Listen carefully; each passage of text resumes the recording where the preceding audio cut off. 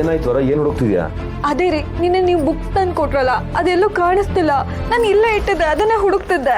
ಅಲ್ಲ, ಬೆಳಗ್ಗೆ ಬೇಗ ನೀನೇ ಓದ್ಕೊಳ್ತಿದ್ಯಲ್ವಾ, ಎಲ್ಲಿ ಹೋಗುತ್ತೆ? ಇಲ್ಲ ರೀ, ನಾನು ಬೆಳಿಗ್ಗೆ ಓದ್ಕೊಂತಿದ್ದು ಬೇರೆ ಬುಕ್ಕು. ಅದನ್ನ ಓದೋ ಬರೋದಲ್ಲಿ ಈ ಬುಕ್ ನೆನಪೇ ಇರ್ಲಿಲ್ಲ. ಅದು ಅಲ್ಲದೆ ನನ್ಗೆ ಇನ್ ಒಂದೇ ದಿನ ಟೈಮ್ ಇರೋದು. ನಾನು ಆ ಬುಕ್ ಓದ್ಲೇಬೇಕು. ಇಲ್ಲೇ ಇಟ್ಟಿದ್ದೆ, ಎಲ್ಲೂ ಕಾಣಿಸ್ತಾ ಇಲ್ಲ. ಸರಿ, ನೀನ್ ಗಾಬರಿ ಮಾಡ್ಕೊಂಡ್ರೆ ಏನಾಗುತ್ತೆ? ಸಮಾಧಾನ ಹುಡುಕು ಸಿಗತ್ತೆ, ಇಲ್ಲೇ ಎಲ್ಲೋ ಇರುತ್ತೆ. ಆಗ್ಲಿಂದ ಹುಡುಕ್ತಾ ಇದ್ದೀನಿ ರೀ, ಎಲ್ಲೂ ಸಿಕ್ತಿಲ್ಲ. ಟೇಬಲ್ ಮೇಲೆ ಇಟ್ಟಿದ್ದೆ. ನನ್ಗೆ ಇನ್ನೊಂದು ಬುಕ್ ತಂದು ಕೊಡ್ತೀರಾ?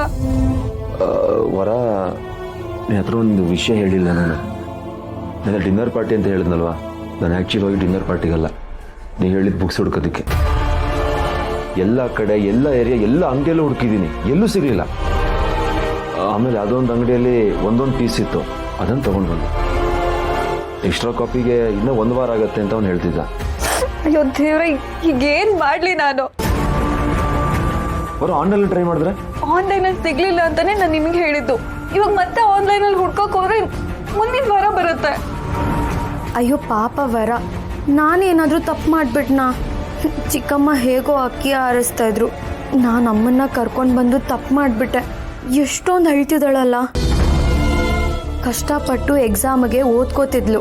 ಎಕ್ಸಾಮ್ಗಿರೋದು ಒಂದೇ ದಿನ. ಈಗೇನು ಮಾಡೋದು? ಇವಾಗ ಏನ್ ಮಾಡ್ಲಿ ಅಂತಾನೆ ಗೊತ್ತಾಗ್ತಿಲ್ಲ ನನ್ಗೆ.